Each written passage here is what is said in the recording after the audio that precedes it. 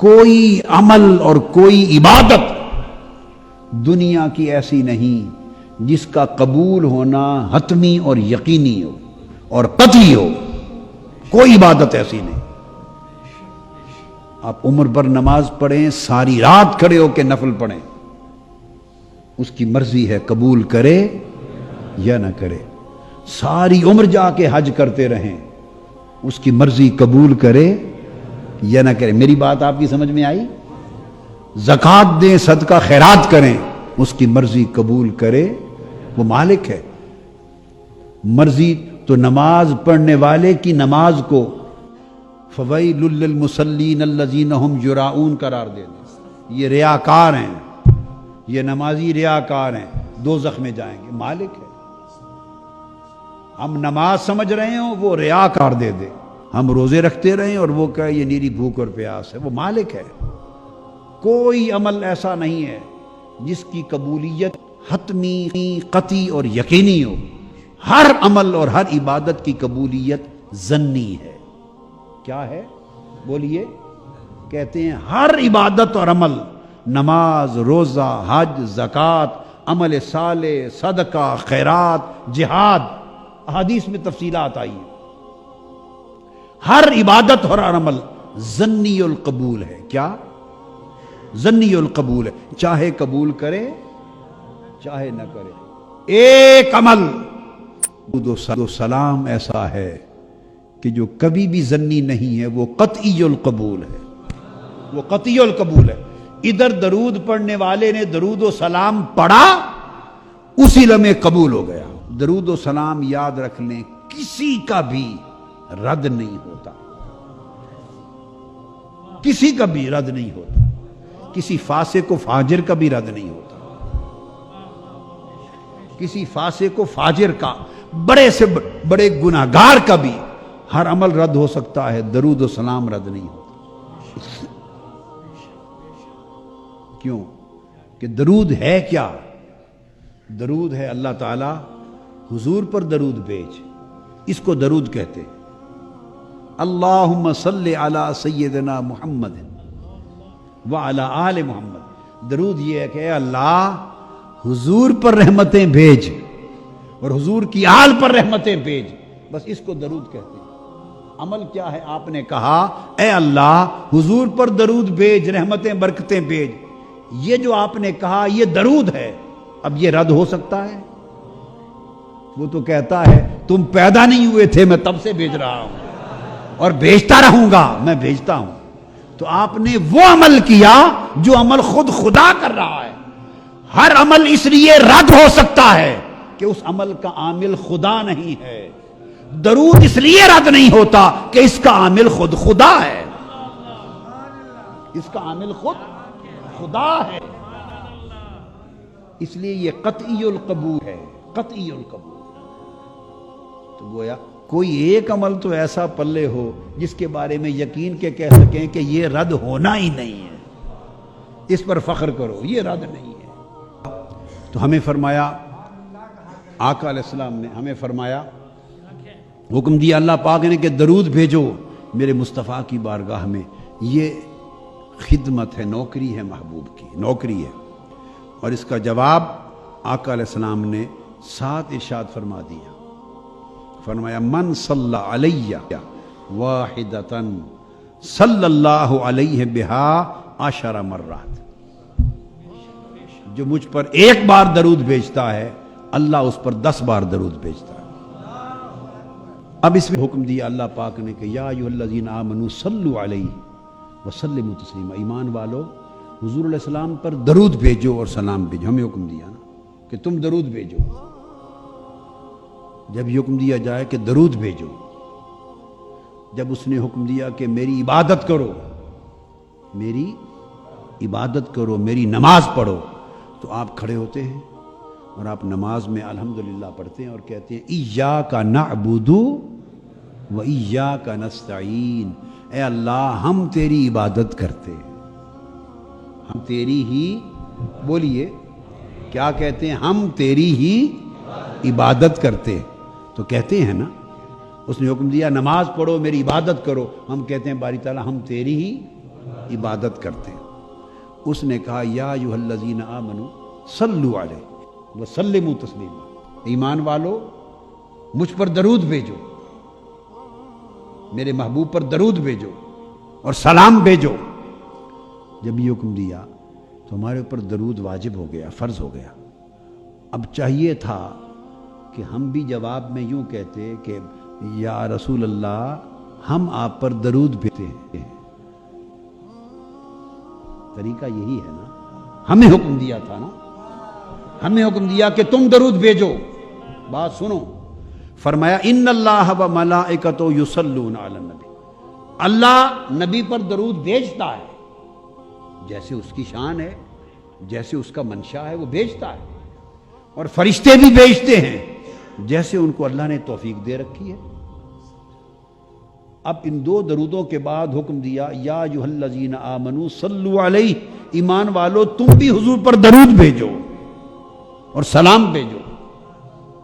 اب چاہیے تھا، ہمیں حکم ہے نا کہ ہم بھیجیں، تو چاہیے تھا کہ اب درود یہ ہوتا کہ یا رسول اللہ ہم آپ پر درود بھیجتے ہیں۔ انا نصلی علیک یا نبی اللہ، نحن نصلی علیک یا رسول اللہ، نحن نصلی، یہ پڑھنے والا کہتا انا اصلی علیک یا نبی اللہ، میں آپ پر درود بھیجتا ہوں یا رسول اللہ، ہم آپ پر درود بھیجتے ہیں یا رسول اللہ۔ یہی چاہیے تھا نا، حکم جو دیا کہ صلو علیہ، میرے محبوب پر درود بھیجو۔ آ گیا حکم، اب درود کیا ہے؟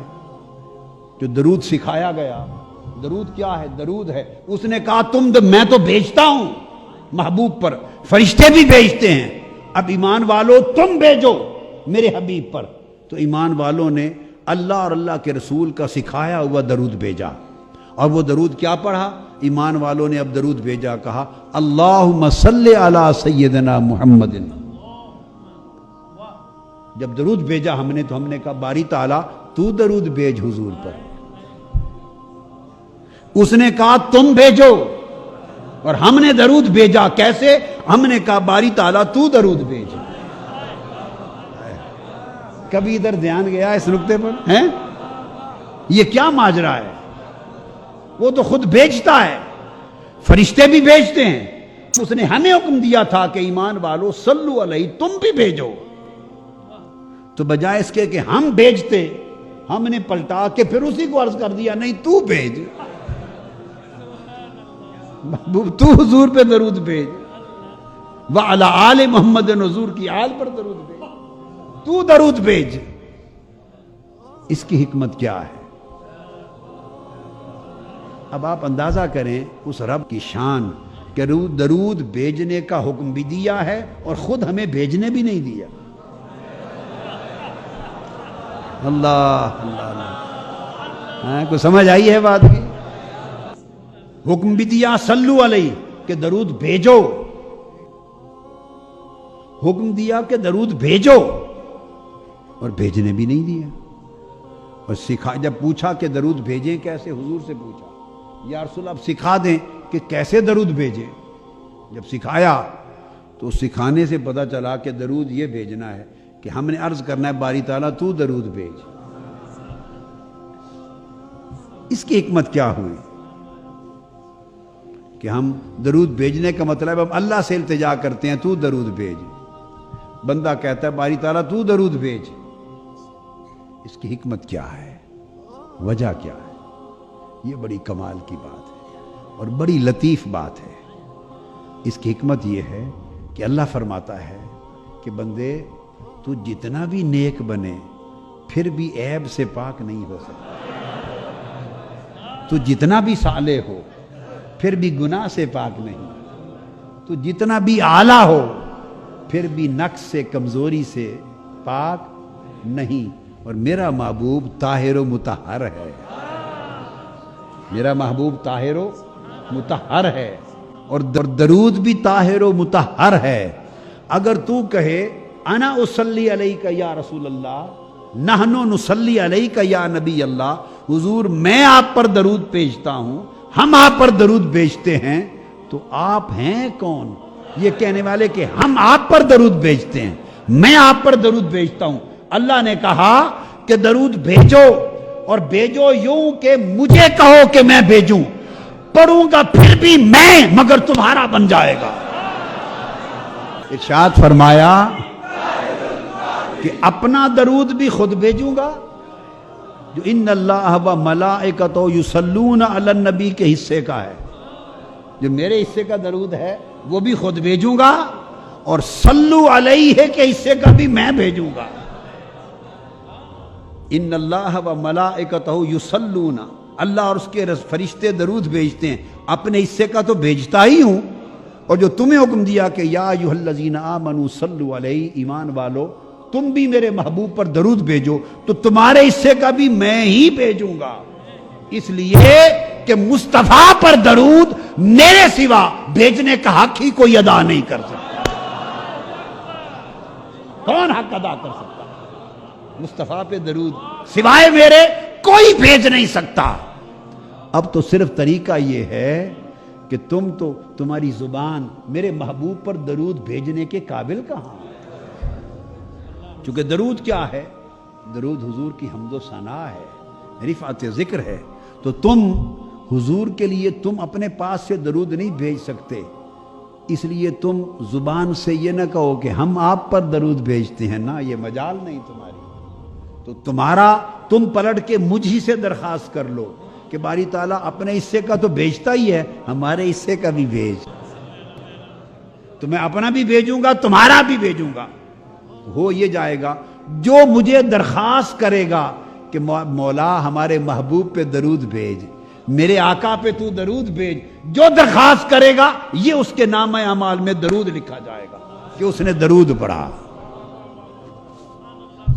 مالک ہمیں کیا معلوم کیا کہنا ہے، ہم کیا جانے ان کی شان کیا ہے، ہمیں کیا خبر ان کا مقام کیا ہے، ہمیں کیا معرفت کہ ان کی عظمت کیا ہے، ہمیں کیا آگہی کہ ان کے مقام کی رفعت کیا ہے، ہمیں کیا خبر کہ ان کا جمال کیا ہے، ان کا کمال کیا ہے، ان کے خصال کیا ہیں، ان کے نوال کیا ہیں، تیری ان پر شفقتیں کیا ہیں، لطف و کرم کیا ہے، عنایتیں کیا ہیں، ان کی بلندیاں کیا ہیں۔ ممکن ہے ہم اپنی طرف سے تعریف کریں اور وہ ان کی نقص شان ہو جائے، ہم اپنی طرف سے تعریف کریں اور وہ ان کی تنقیص ہو جائے، ان کی شان کے منافی ہو جائے، نہ ہمیں خبر، نہ ہمیں معرفت، نہ ہمیں ادراک، نہ ہماری زبان پاک، نہ ہمارا فہم بلند، نہ ہم میں اتنی وسعت، نہ توفیق۔ مولا تو نے حکم دیا درود بھیجو، تعمیر ہو گئی، ہماری طرف سے تو ہی بھیج دے، ہماری طرف سے بھی تو ہی بھیج دے۔ تو اللہ نے ہماری طرف سے بھیج دیا، تو اب درود قبول ہوا کہ نہیں؟ قطعی طور پہ، قطعی طور پہ قبول ہو گیا نا، رد ہی نہیں ہے۔ رد اس لیے نہیں کہ ہم نے تو اپنی طرف سے کیا ہی کچھ نہیں، رد کیا ہو، ہم گناہگار ہیں، ہم ناقص ہیں، ہم عیبدار لوگ ہیں، ہمیں سمجھ ہی نہیں کیا کہنا ہے، تو جو درود بھیجنے کو حکم ہے تو ہی ہماری طرف سے بھیج دے۔ تو اس لیے ہم نے تو درود میں ایسی کوئی بات ہی نہیں کی جو رد ہو سکے، ایسا کوئی لفظ اور جملہ ہی نہیں بولا جو رد ہو سکے، ہم نے تو اسی کو کہا ہے، تو ہمارا بھی ساتھ بھیج دے۔ اس لیے درود کبھی رد نہیں ہوتا، گوشہ درود والو، درود کبھی رد نہیں ہوتا۔ تو یہ 10 دن آپ وہ عمل کر رہے ہیں کہ ہر عمل اللہ نہ کرے کہ رد ہو، مگر رد ہو سکتا ہے، یہ 10 دن کا درود کا عمل کبھی رد نہیں ہو۔